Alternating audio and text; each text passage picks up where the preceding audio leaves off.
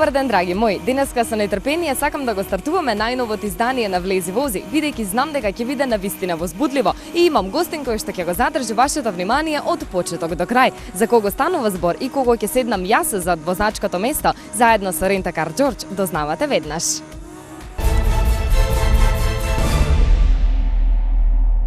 Мојот денешен гостин е вистинска фудбалска легенда. Тој е дете на Вардар, а со Црвена ѕвезда го освои европското и светското првенство. Доволно е само да ви кажам дека е златна копачка на Европа за 91 година и се ќе ви биде јасно. Нема потреба дополнително да ви го најавувам. Денеска на мој огромно задоволство во Влези вози Дарко Панчев. Добар ден, како сте?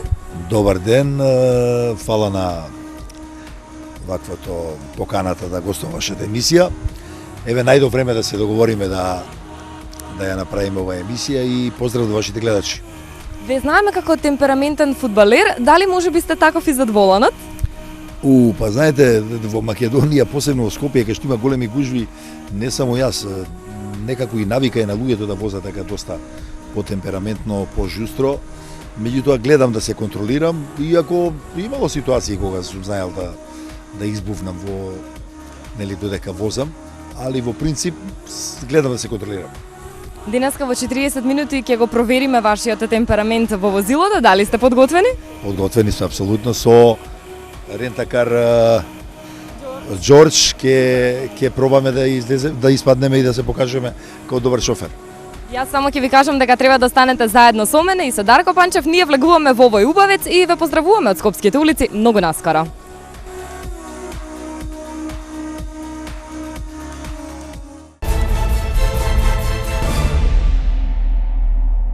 Денеска ќе започнеме со она кое што моментално е во центарот на вниманието. Вие последно на некој начин го сработивте или обединети за фудбалот. Стартуваше иницијатива. Зошто? Поривот мислам дека горе-доле е јасен, меѓутоа да слушнеме од вас. Така, како што кажавте и сами, значи се дојде до една идеја заради состојбите во фудбалот кои се повеќе од очигледни, не добри секако. Освен, еве вчера се одигра репрезентација, младата репрезентација на Македонија која победи во Украина. Освен таа репрезентација која дава малце свеж ветер и дава малце надеж дека може да имаме ние и подобро утре во фудбалот. Ова другото, за жал, све до сега е така во една недобра ситуација, состојба и со години наназете вака и од таа причина фудбалски миња кои порано биле во фудбалот и федерацијата, ја не сум бил порано во федерацијата, едноставно дојде со мене да разговараат дека треба да се направи една иницијатива за да се проба да се помогне да се средат состојбите. И ја појаѓајќи од тоа, прифатив да учествувам во сето тоа, иако знаете како е. Има во таа иницијатива и луѓе кои на некои не им се допаѓаат. Може ја на некого не му се допаѓам, не знам, значи нема ништо идеално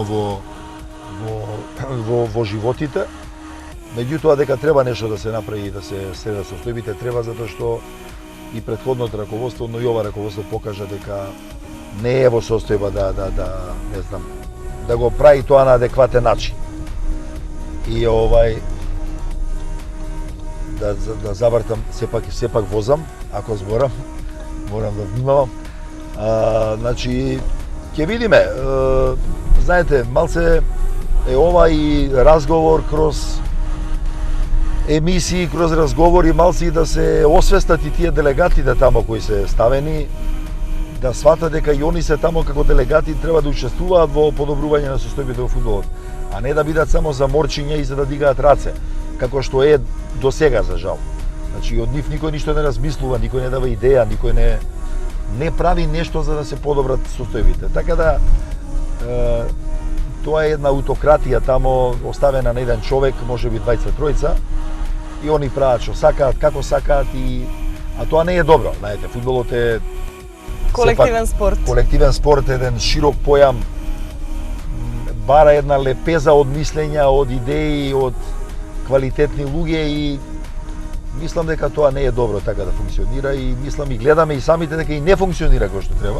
Мислите дека проблемот е генерално што за фудбалот се грижат луѓе кои што не се од фудбалот?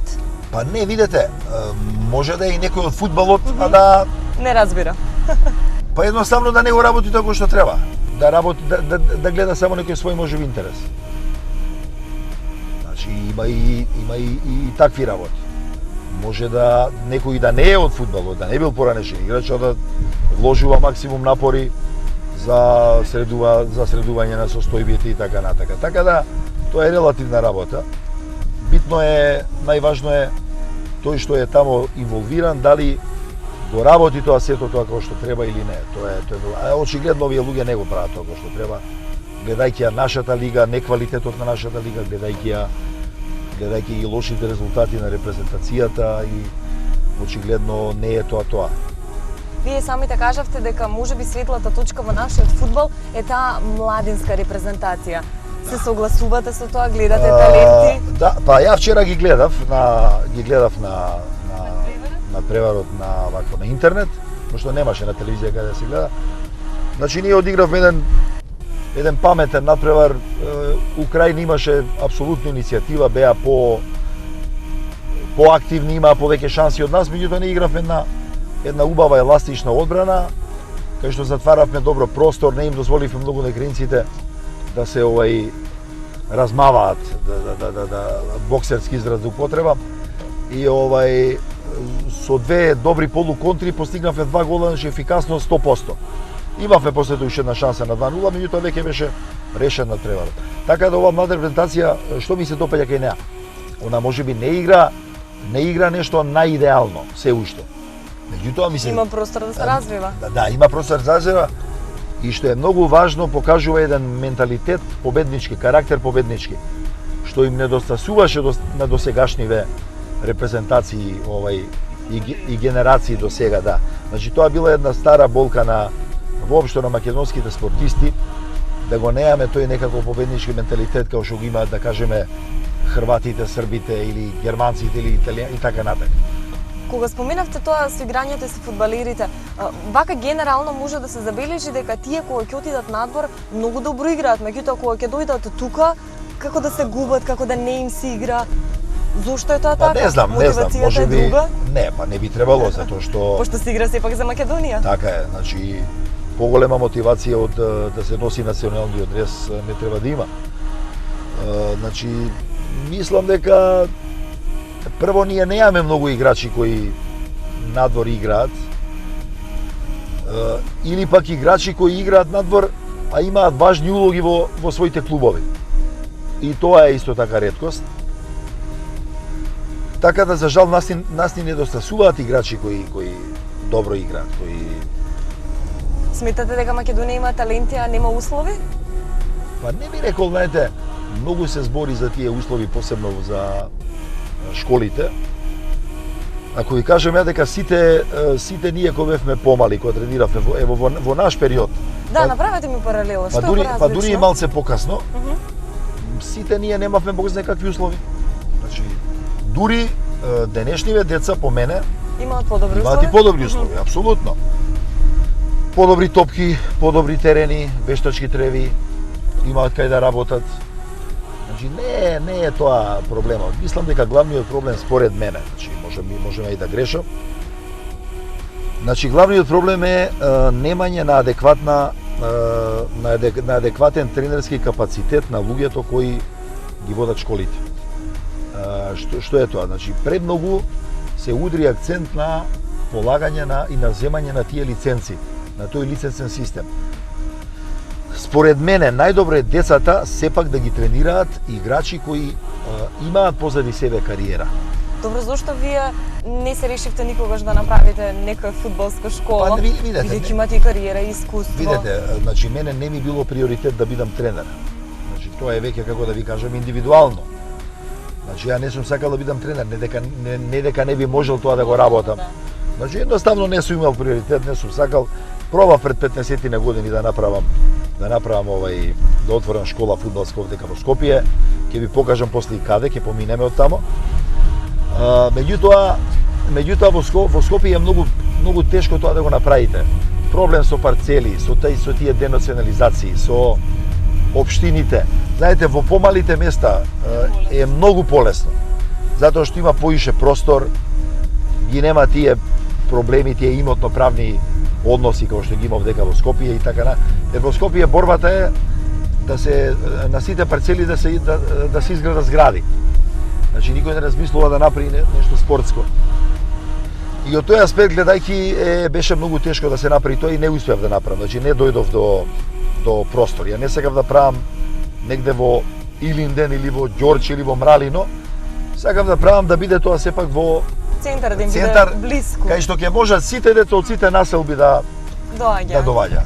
Меѓутоа тоа не успеа и тоа е тоа, значи нема тука некоја Вие филозофија. сте дете на Вардар, Вардар сега има своја школа. Да. Сметате дека ќе излезат тамо добри фудбалери? Како вие гледате на тоа? Значи па ќе кажам, значи тоа што Вардар го направи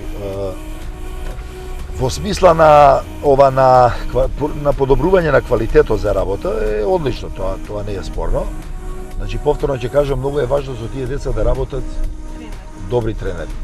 Значи не е важна лиценцата, важен е тој играч кој имал 200-300 надпревари во нозе, дали ќе знае да му покаже на тоа дете како некои работи да ги научи, да ги одработи и така натаму, што е по мене многу поважно.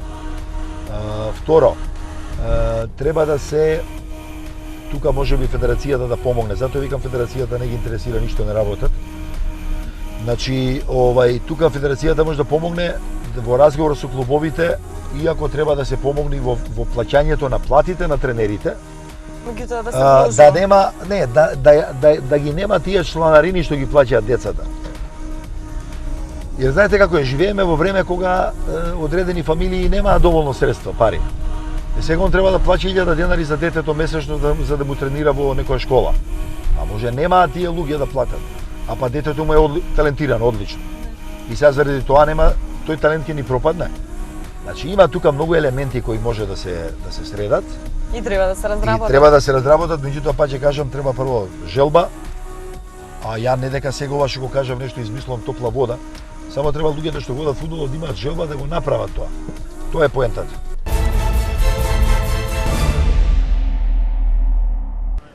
Полека но сигурно влегуваме во сезона во која што многу ќе патуваме и во најмала рака ќе се движиме малку повеќе со нашите автомобили од вообичаено, можеби на некои подолги релации. Затоа е потребно секогаш да имате направено сервис на вашиот автомобил, а тоа да го правите кај нашите пријатели од автосервисот Бушар. А во однос на стартната мокиност и одличните акумулатори, тогаш не ги заборавајте Табмак и нивните акумулатори од брендот Весна.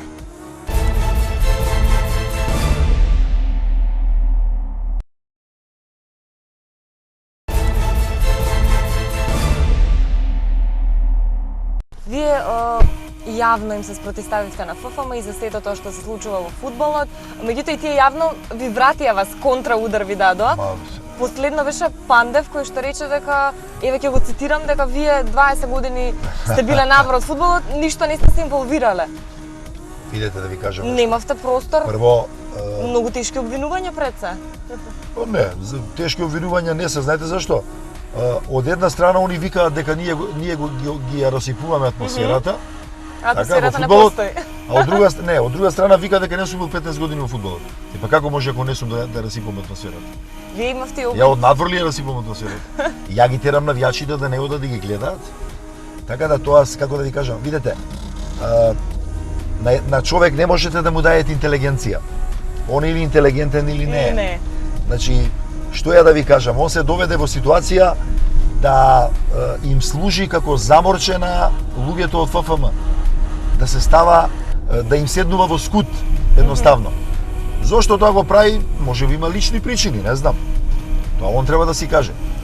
Али вие да кажувате дека од надвор луѓето ја расипуваат атмосферата, па тоа е смешно, па ние не ги тереме навијачите да не одат на стадион. Па они не одат на стадион со години заради нивните игри. А он е меѓу нив играч и капитен. Негова генерација 2 пати поред е 6-та на табела. Последна во групите. Како што пишуваа весниците, он нема даено 6 години гол во квалификации. Па ја ли сум крив за тоа? Да, очигледно. Ма не, мислам, рибата смрди од главата, како велат. Видете да ви кажам нешто. Фудбалска федерација на Македонија направи, според мене, некоректно, го злоупотребија Андон Дончевски, кој е више 80 и нешто години, човекот е сенилен, више не ни знае може што зборел после тоа, па за жал. Ама го злоупотребија и го искористија и му се смеја луѓето, буквално. Мене ми се јавувале луѓе, ми се смееле, вика, бе, што збори, вика, овој стариот, вика. Дали он свесен што збори? И не е важно. Сега, за жал, се случува нешто слично со млад човек. Меѓутоа, млад човек, кој си направил за себе добра кариера, кој има успеси во својот... И што ќе му е ова? Зашто му е ова? Ова е, според мене, беспотребно глупирање од негова страна.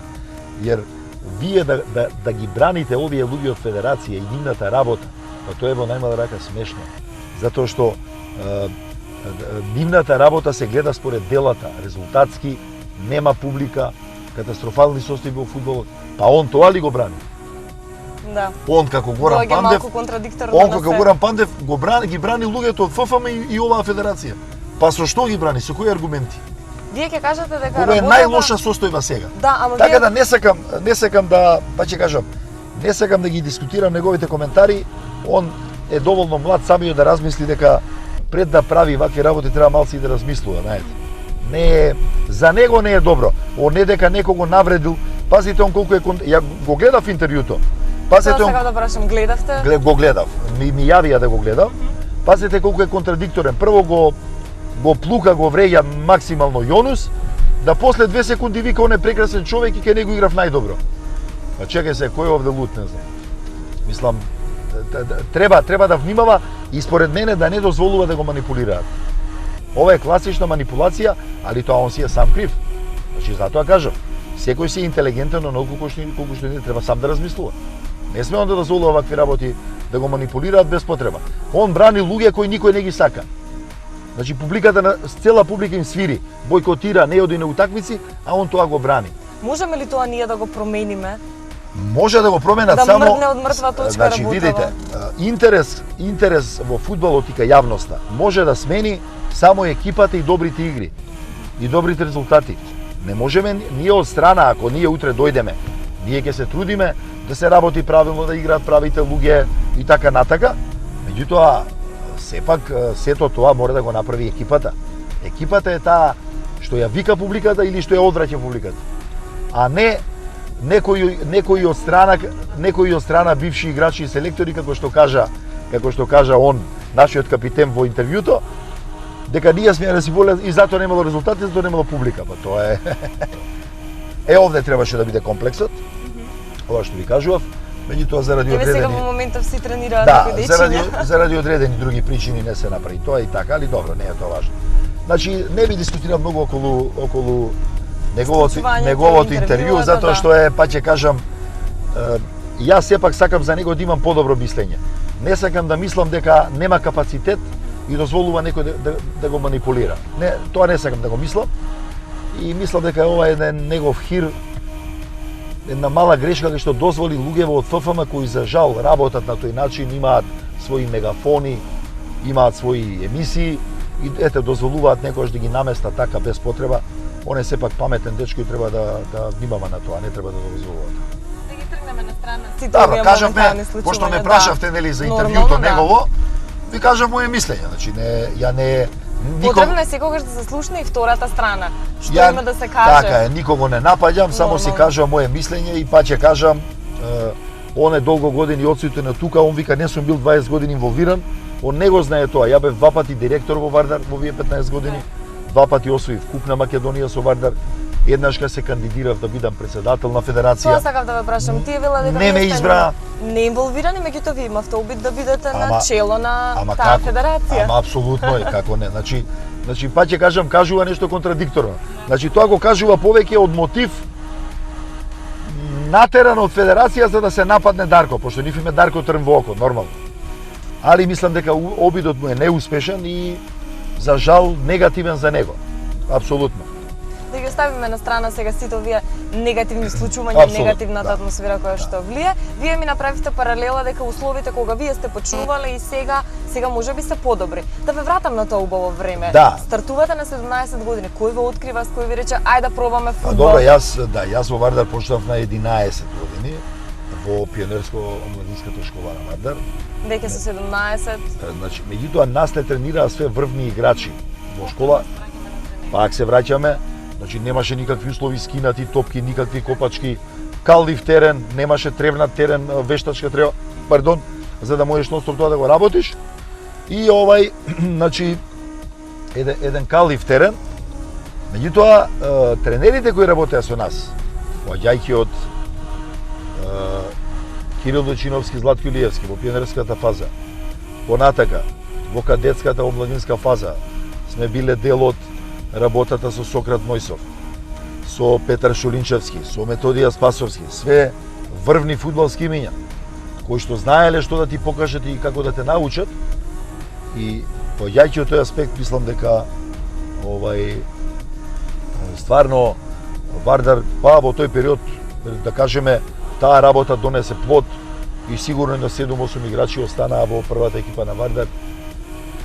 Да ги кажам, тоа се Сашо Тодоровски, Сашо Недев, Ариф Бегановски, после тоа беа Коки Аврамовски, јас, Љупчо Марковски Калц, Зоран Трајчевски. Значи, сепак од тие 2-3 генерации кои работеа со овие врвни тренери, излегоа еден одреден број на играчи кои понатака му помагаа на Вардар да биде на Тоа го докажува, ова што го зборувате вие, го докажува и тоа што го држите клупскиот рекорд во Вардар. Има некој кој што има шанса да го струши, гледате потенцијал? Па добро, ја во Вардар почнав многу млад. За среќа моја дојде еден млад тренер кој се вика Вукаш Вишњевац, кој едноставно сакаше млади, брзи играчи, играчи кои сака да напредуваат и ни даде на нашата генерација така, да кажам, шанса да направиме нешто, да успееме и мислам дека ние тоа го одработивме доста добро, работевме одлично со него, дефинитивно напредувавме со него и направивме добри резултати. Навистина таа генерација остави извореден печат во југословенскиот фудбал во тие 6-7 години, дефинитивно. Значи бевме еднашка во Куп УЕФА, еднаш игравме во Куп шампиони, 2-3 пати бевме 5 и 6, што беше одличен пласман, така да бевме екипа за голем респект. Навистина. Екипа која што остави, и клупски рекорди, остави фудбалска историја зад себе. Па добро, јас станав со Вардар сезона 83-84, станав најмлад стрелец во едно национално првенство на светот. Да. Значи не во Југославија, него на светот, да. Значи пред мене тој рекорд го држел некој маđар кој бил исто извореден играч, репрезентативец, Алберт. И ја во моментот кога станав прв стрелец сум бил помлад, да кажеме 2-3 месеци и сум го соборил тој рекорд. Неговиот рекорд траеше 28 години, значи многу тешко тоа се прави, а еве мојот рекорд веќе трае 32 години. Значи не е лесно да бидете во едно национално првенство, без разлика кое првенство е. И нека е послабо или појако, да бидете прв стрелец со 18,5 години. Значи тоа е стварно за респект еден убав дострел и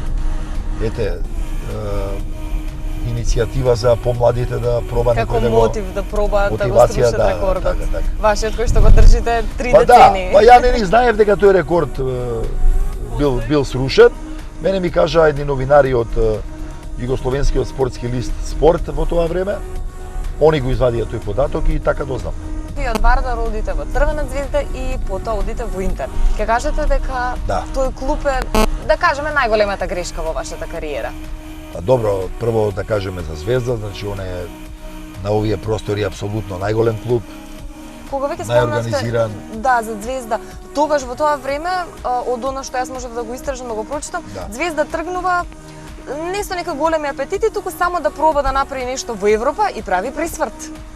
Па добро, видете, значи Звезда како клуб не дека немала апетити да стигне високо, значи они и пред нас генерации доваѓале во финале во Куп УЕФА, 4 пати играле во полуфинале во Куп на шампиони, значи и они биле.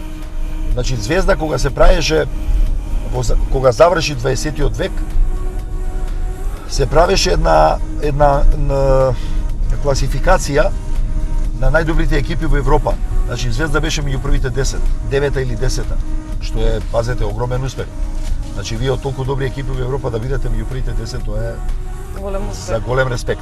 И тамо вашата генерација остави печати во И тој плюс клуб. нашата генерација направи уште поголеми успеси и допринесе да со уште поголем респект се збори за тој клуб. Сега доаѓаме, ги направивме сите тие резултати што ги направивме. И се доаѓаме до моментот кога треба да одам надвор. Пошто во Југославија беше играте до 28 години, значи не смееше порано да се оди надвор. Законот беше таков. Законот беше мора да таков. се игра за земјата. Така е. И на 20 после 27-8 година веќе можеш да идеш во странство и ме бараа доста клубови, значи и Реал. Манчестер, Барселона. Да, 2 пати доаѓаше председателот на Реал во Белград да преговара. Со приватен авион се сеќавам, го имаше на увесниците. Барселона со Кројф. Меѓутоа некако во тоа време италијанската лига беше најсилна. Тоа- Објективно. Тој период од 15 на години, 20 беше најсилна во Европа. И нормално беше некако подстрек и предизвик за сите нас и голем дел од нашите играчи одеа и од моите колеги одеа во Италија. Во италијанската лига. И тоа и мене ме повлече, иако дефинитивно се покаже дека изборот на клубот, како што е Интер, се покаже како недобар, затоа што сепак Интер е клуб кој, за жал, игра така како што игра, гај една дефанзивна Дефензивен фудбал, фудбал. тотално спротивно тоа што ви Многу е игравте во тешко, Црвена многу е звезда. тешко да сте таму напаѓач. Имаше некои игранки на постарите играчи, Ви имавте некакви конфликти ми со правеа, тренерот, со- па се скарав брзо со тренерот. Постарите играчи правеа, односно му правеа притисок на тој Банјоли, тренерот кој е релативно непознат во Европа, му правеа притисок да игра Скилачи, а не ја, пошто Скилачи беше играч од репрезентација, колега. Нивен. Има и такви игри и во екипите во спортот, да. И ја тоа го осетив. Може би не викам дека тоа било добро, ама ја бев таков. Знаете, идете тамо како најбарен играч меѓу најбарените играчи во Европа, како најдобар голгетер, меѓу најдобрите 5 шпица гол играчи во Европа. И сега вие нормално не може да го прифатите тој однос нивни така. И мојата реакција може би не била добра, ама била Веќе нормална. одите тамо како звезда. Така е. Друг треба Значи да е ја не отидов односот. таму да се докажувам. Веќе сте докажан фудбалер. Така е. И мојата реакција беше така, малце не е уместна, се скара со тренерот, малце после и со клубот. И знаете кога ќе тргне така работите, Што велат низ брдо и само едно по друго доаѓа. тешко, да, тешко може после да ги за жал да ги средите. И втората година па не ме пуште иш да играм, буквално ме уценуваа. Сега тоа го викаат мобинг, во моје време немаше. Тогаш и- беше само уценување. Да, само уценување. И дури ми уценува за некои работи да го смениме договорот, да го намалам договорот и така натака, што ја нормално не сакав да прифатам, се заинатив. Пошто видите, ја веќе све имав освоено. И мене ми беше целта да идам надвор да заработам. И тој го направив. Сега, ако направи добра кариера, окей. Ако не како што се случи, ја го прифатив тоа како такво. Иако не би требало, спортист секогаш треба да има порив и амбиции, да. Меѓутоа, пошто таква беше ситуацијата со мене, ја тоа така го прифатив и така и се понашав. Третата година кога дојде нов тренер, тој се вика Отавио Бјанки, иначе он беше тренер во Наполи 2 години, 3 години на Марадона. И он виде дека имам квалитети, дека према мене е праена неправда. И дури првите 8 кола ги играв и стандардно кај него. Значи Ви даваше минутажа. нема да кажем ме фаворизираше, меѓутоа му се допаѓаше мојот начин на работа. На игра, да. Меѓутоа 8 коло се повредив. Тоа сега веќе доаѓа овој момент од неиграњето. Значи на спортист кога нема активност редовна и кога редовно не игра, онда почињаат малци мускулите да го зафркаваат. И да се случуваат повреди. Така е. И прв пат се случи таа повреда на листот на левата нога доле, имав еден голем ожилјак вакво од мускулната повреда. Паузирав скоро 3 месеца, многу тешко ми беше да се вратам Да се во форма. вратите, да. И така да заврши таа приказка, едноставно дојде после ново раководство, дојде Морати во март или во април. Се договоривме со Морати, уште една година ми фалеше, имав договор да си одам, значи да бидам слободен, не сакав Да. ја да седам више заради тоа што од таму имав само објективно негативни успомени. Се договоривме да си одам, си отидов чисто да завршам кариера во Германија, имаше наш тренер Александар Ристич во Фортуна Дизелдорф и тамо отидов како голема звезда, направив и тамо најголем трансфер во историјата на нивниот клуб до тогаш. И германската лига е добра, ми се допаѓа, се игра офанзивно, иако ние бевме мал клуб. Меѓутоа останавме во лига, одиграв 15-тина надпревари, одиграв 2-3 гола и тамо се повредив еднаш два пати, значи почнаа повредите више континуирано Веќе да ме зафркаваат, меѓутоа оставив солиден впечаток. Али пошто имав уште една година, онда ме викаа да идам во Сион, тамо беа Најдовски и Владан Лукич кои бевме заедно во Звезда. И ја викам, ај уште една година ќе отидам до Швейцарија со овие, ќе се позафркавам малце. Па не, веќе ми беше јасно дека нивото на квалитетот што го имав и што го поседував не е више на тоа ниво, завидно ниво на кое што беше.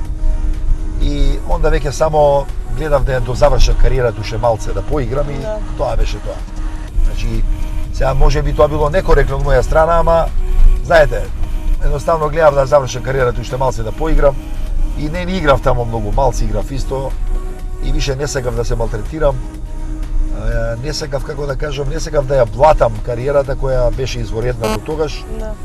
И викам, ај сега не морам да играм до 35-6 години или на 32 или сега не морам да пошто пото одидам негде да заработам уште малце.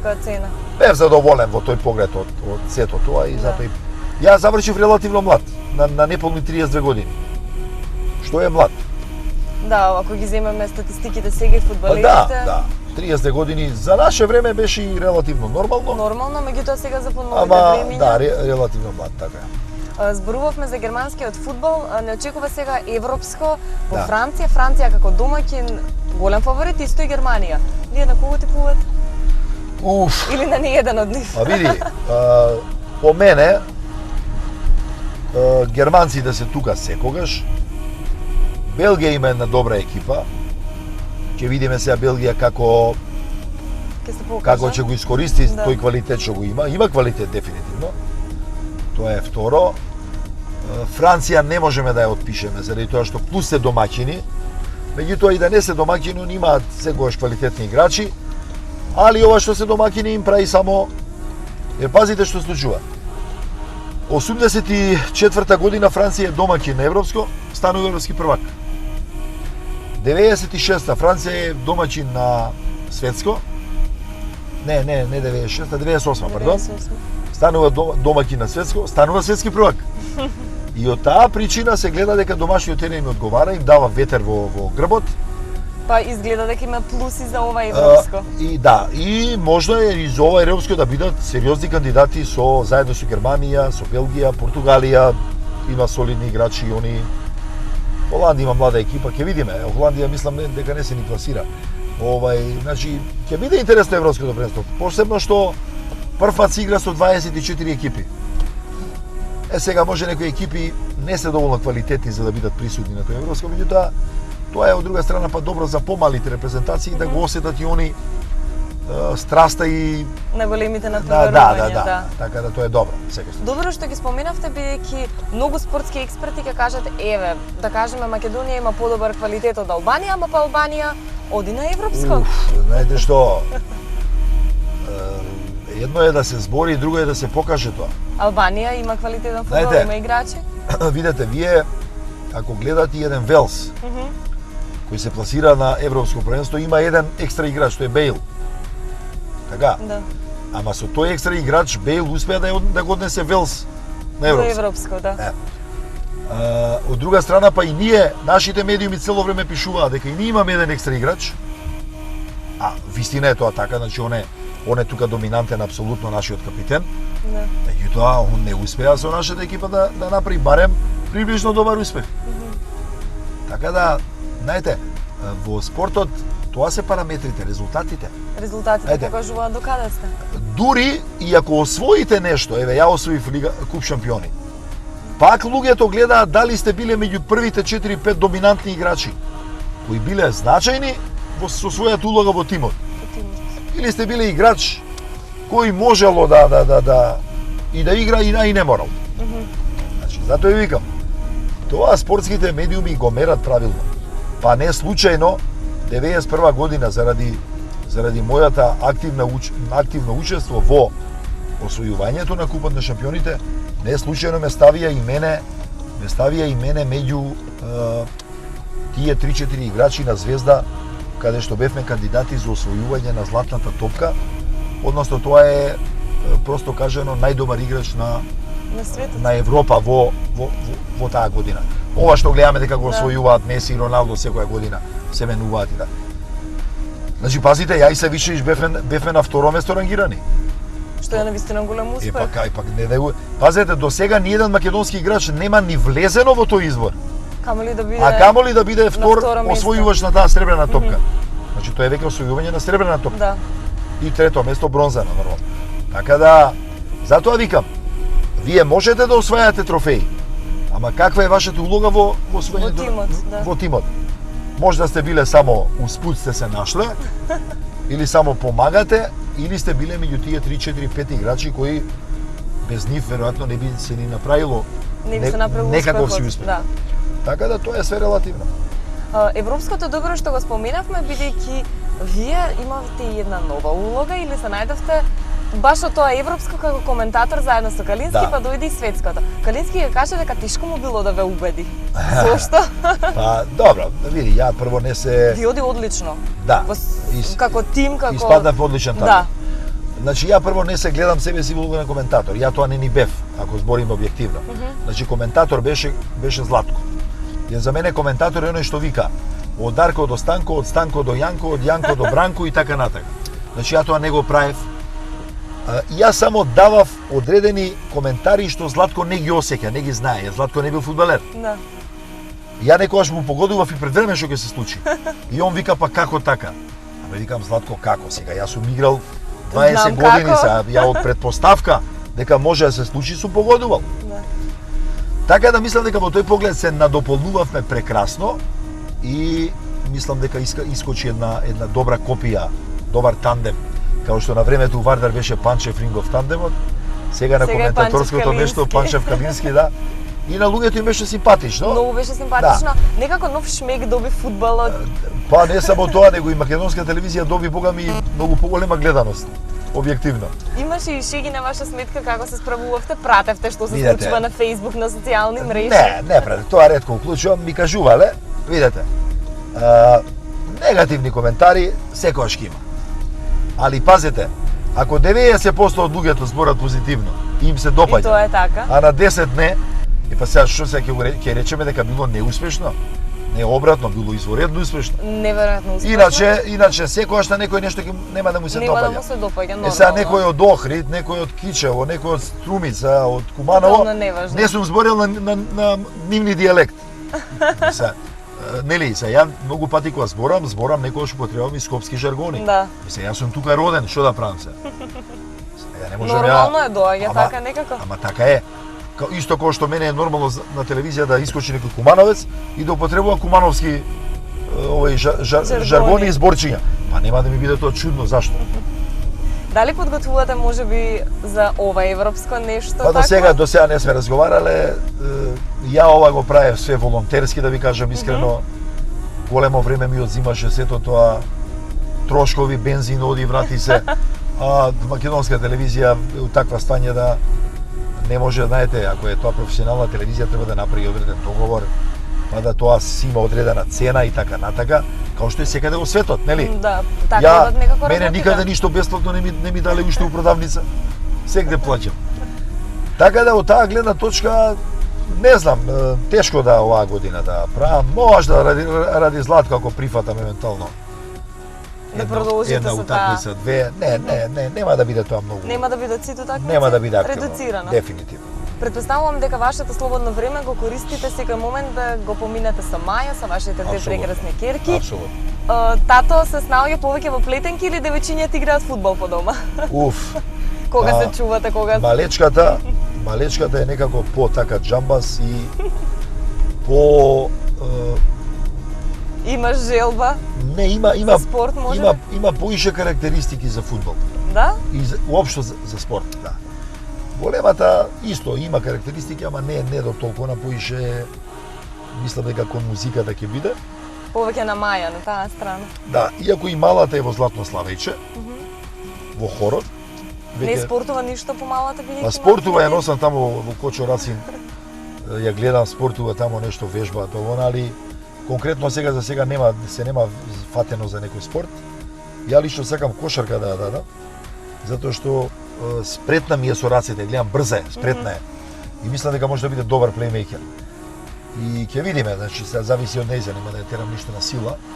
А од друга страна со музиката, има таленти за музика, тоа Маја ќе си оцени сама. Некако сте си ги поделиле работите. Па добро, сега ја не се мешам во нешто што не го разбирам и не го знам доволно. Иако сакам ја музика, пратам и така натака, али... Сега Маја дел од мајски оперски вечери, може би погледнавте нека опера?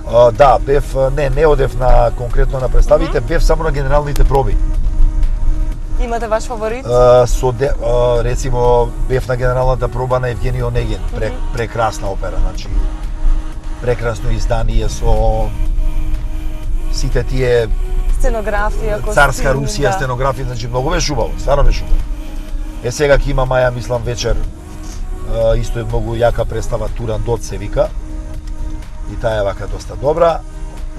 И има убави представи, само не знам, немаме, за жал, има публика, ама мислам недоволно. Треба да поминат години, бидејќи некако сега како да заживува и културата во Македонија. Видете, мајски оперски вечери има традиција, дефинитивно. Е позната манифестација од време на Југославија, да. Сега публиката како да се разбудува. Имаме ние прекрасни изведувачи, ја таму горе доле веќе ги запознав. Не знам, Весна Гиновска, Борис Тројанов, Саздовски, Цуцуло и така. Значи имаме ние прекрасни изведувачи. Сега малце, што викате, треба време да се навикнат и на тој начин на култура, на тој начин на живот. Така да ќе видиме. Ако вие следите опера, тука сте околу Маја, околу музиката, гледате дома фудбал заедно, следнувате, ќе гледате европско или поредко? Се случува, да. Еве да кажеме, ако има јаки утакмици како финалево на европско првенство, на Лига шампиони, да, сега. Па кога има некои појаки утакмици од европско првенство исто, значи апсолутно да. Споминавме за вашето слободно време, на што најмногу го користите? Па знаете, оперски околу децата. Носи ги во школа, земи ги од школа.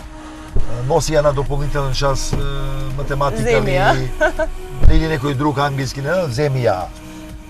Ако има време, ето со пријателите ќе седнам, муабети околу фудбалот, пиеме кафе малци и така, па некојаш малци спортуваме, пешачиме. Знам дека два пати во неделата играте фудбал. Сега се повредив малци, има месец дена, мускулно. А нема, видете, со годините доаѓа. Како се одржувате во формата? Знаете што, малце се поправив овие 2 години, тоа сите го приметија дури и на рекламава.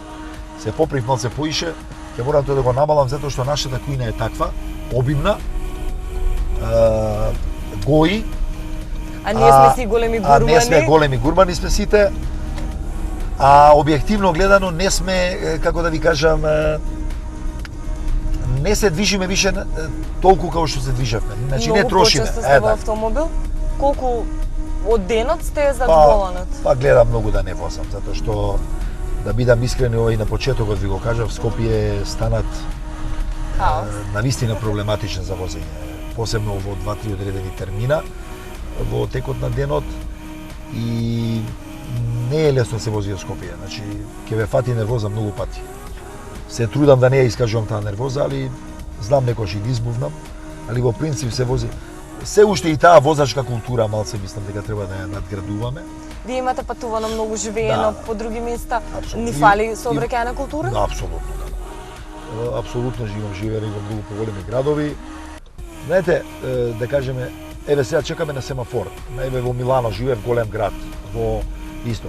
Значи тамо сите кога се на семафор се спремни да тргнат. Jer on, кај нас рецимо некој спие и сега заради него нема да поминат 5-6 коли. Вие кога возите мора да бидете спремни да го почитувате и тој позади вас. А не сега вас ви се отвори на седа, ај се полејака. Баш ти е гале дали ќе пројдат другите. У тој поглед ни фали малце таа Сообраќајна култура. Сообраќајна култура, да мислиме и на другите шофери. Или многу тешко пуштаме некој да се уклучи. Сега има колона, сега гледаш дека пред тебе има коли и дека ќе чекаш и ти брзо да му се залепиш, да го затвориш патот, да не може За да некој да влезе, пројде. да. Знаете, тие моменти малце сме, како да кажам, тврдокорни. Се уште не сме Може меки. би да, ни треба време за да ги искорениме старите Добро, навики. нас за све не треба време и 25 години сме и независни, па и за у политиката ни треба многу време. За све ни треба време да напредуваме, за све, ама ајде, млади сме да се каже. Имаме уште време, времето пред нас. Има уште време да растеме, така е. Кога спомнуваме за вашиот приватен живот, подготвувајќи се за ова интервју, морам да ве прашам и за Маја, бидејќи таа Добро. во едно интервју кое што вие го имате давано за Hello магазинот, Аха. вели дека она настапувала, вие сте дошле и вие сте биле тогаш голема звезда, ама вие сте и пришле. Како бе освои? Значи вака, ја Маја првпат, да, ова е жива вистина. Значи Маја првпат ја приметив на пака и вас на Макфест во Штип. На телевизија. Пееше една многу убава песна, што мене многу ми се допадна и мислам дека е нејзин голем хит, иако знаете кај нас македонската музика за жал многу не ја ни треба малце поише да ја третираат и да ја пуштаат дефинитивно. Песната се викаше Сакај ме ти. И меѓутоа вака кога ја видов на телевизија ми се допадна и како изгледа и викам, девојка викам баш окей, викам, и добро изгледа и добро пее. И не помина ни 6 месеци. Случајно, она имаше другар што работеше во еден кафе бар во трговскиот центар Беверли Хилс во Капишница. И она дојде во тој кафе бар да пие кафе и пијачка и да се види со маалскиот другар, тој е нејзин другар на неја и на брати, кој исто така музичар, Танче. И како се вика, и ја видов тука, прв пат, после 6 месеци. И му викам на овој дечко што работи, викам, Вака. девојчето викам да го почнете на пијачка, пошто викам, многу ми се допадна како и пее и изгледа и така натака. И он отиде тамо, дечкото ја покани и она, кој што седеше така малце подалеку, тогаш ме примети да сум ја. Секоја чест викам, одлични бевте, вамо тамо. И тоа ни беа првите контакти. И после одреден период, мене ми се допадна и како изгледа и све, и ја почнав да покушавам да и придам, не идеше тоа лесно. И она е малце така, знаат тие што биле со неа, што се пријатели, другари и од школа и све, малце и патриархално воспитана, знаеше дека јас сум овој веќе и во брак, и од таа причина не ни сакаше да апсолутно да нешто влаго некакви си комбинации. Меѓутоа мене веќе ми беше бракот на некој начин да кажам во критично стање, она тоа не го знаеше, па ја пробав да ја објаснам дека не е тоа, дека работите не видат кој што треба, дека и затоа сакам да ја запознам. И ајде некако се реши, излеговме на пијачка и се запознавме и едноставно си се допаднавме. Просто кажано. И така почна идилата. Се криевме на почетокот од луѓето, затоа што и Маја малце поише срамежлива. Во тој поглед и она не сакаше да се стекне впечаток дека сега ја заради неа нешто ми се распаѓа системот и така натака. Она изузетно гледа и на тоа, пази и на тоа. И со некои криенки на почеток и после потоа ја добро излезе работата. Да, не, ја после кога си отидов од станот кај што живеев со поранешната сопруга, си отидов едноставно пукне скроз работата, седев сам и онда она виде стварно дека работата не ја бивала. Дека не сум ја лажал, дека е тоа и онда малце се опушти поише и прифати веќе да искачаме, да излагаме и онда веќе почна полека јавноста да не гледа, да не дознава и тоа е приказката, правата вистина. И еве сега до сега функционираме 16 години во брак, одлично. Две прекрасни керки, има разбирање. Знаете, ако нема разбирање во еден однос, тешко, значи мора да го почитувате како жената мажот, така мажот жената. Тоа мора да постои за една добра релација во тие брачни води. Мислам дека кај нас тоа иде добро и не верувам дека нешто ќе се смени. Вие имате неколку историски моменти во вашата кариера. Надпреварот со Панатинаикос сите го памтиме, сите знаеме што се случи. Го гледавме. Мене ме интересира, знам дека 6-7 години виза не ви давале после тоа. Да, точно. Маја се чудеше кодеше да вади виза, тие и го фрлаа пасошот, вика Панцев не може. Сега имате проблеми? Сега нема проблем, мислам Поминато е тоа. Па и они сватија дека тоа било сепак пред се спортски карактер. Значи они мал се направија тоа да Голема помпа, голема фама. помпа без потреба. Ние најнормално тоа го ја тоа го направив најнормално, значи ја напишав тамо дека сум македонец, па што да напишам? И И после по весници прешкртан на сите на насlovни страни. вие не знаете како беше тоа. Ја ви гарантирам дека ни еден политичар, ни една личност од Македонија Не направила толкава не е фама. ставан на насловна страна у весници и вака прешкртуван. Ја не баре бев државен непријател. Непријател број 1. Тоа беше неверојатно, да се чудите. Ама некако најдовте компромис, како влеговте? Ама нема, па УЕФА им запрети дека не смеа да дека мешаат мора. спорт и политика. Аха. УЕФА ќе ги казни. Нашите се пожалија И сепак УЕФА. влеговте како македонец, Па, го нормално, истеравте. нормално. И пазете, али знаете што е важно? Она што ви го зборам. Кога имате карактер, храброст и ќе ве награди нешто. Значи Храбрите добиваат. наградата беше 2 гола што ги дадов. Им вративте Па поубаво од тоа, знаете, цел стадион да можеше ќе пропаднеше во земја. Jer беше пол стадионот олимпискиот, 80.000 имаше, не знам колку собира, 70-80.000.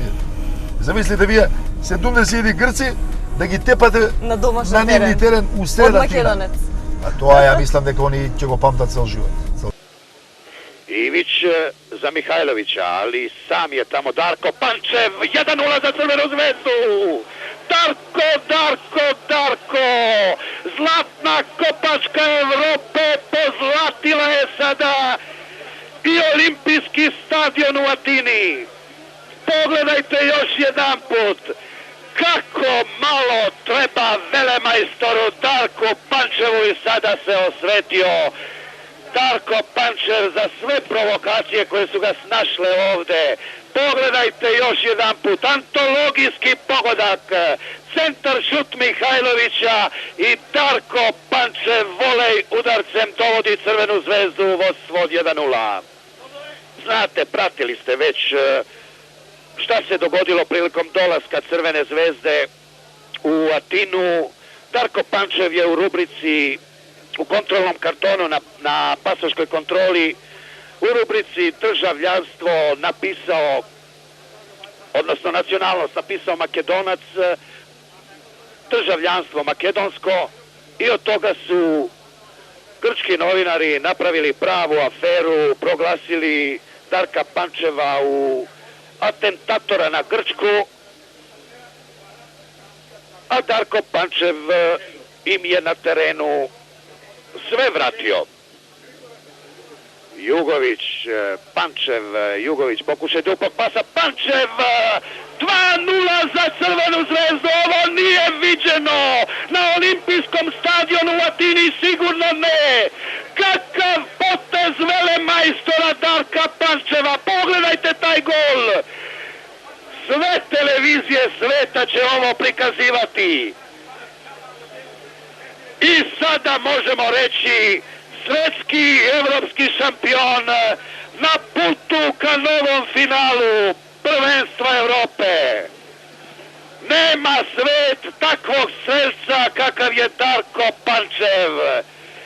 Josef Vansik je bio nemoćan, fenomenalan gol centarfora i najboljeg golgetera evropskog fudbala.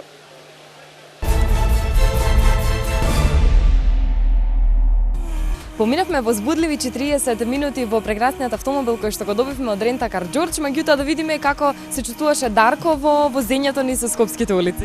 Па голф не се возел одамна, иначе порано во време на Југославија голфот беше престижно возило, така да овој новиот гол што го возев е одлично направен, со добри перформанси, ми се допадна на вистина. Јас уште еднаш да ви се заблагодарам за поминатото време. Имавме на вистина мирно возење, покажавме дека можеби сте темпераментен, но сепак смирен, задоволен. Добро, денеска и сабота нема толку гушви по улиците, а другиве денови е малце пооптеретен сообраќајот, али во принцип беше добро и благодарам уште еднаш што поканати и поздрав до вашите гледачи. Ви благодарам на вас и на вас ви благодарам бидејќи останавте во мој во друштво на Дарко Панчев во ова издание на Влези вози. Се гледаме за точно 7 дена. Возете внимателно.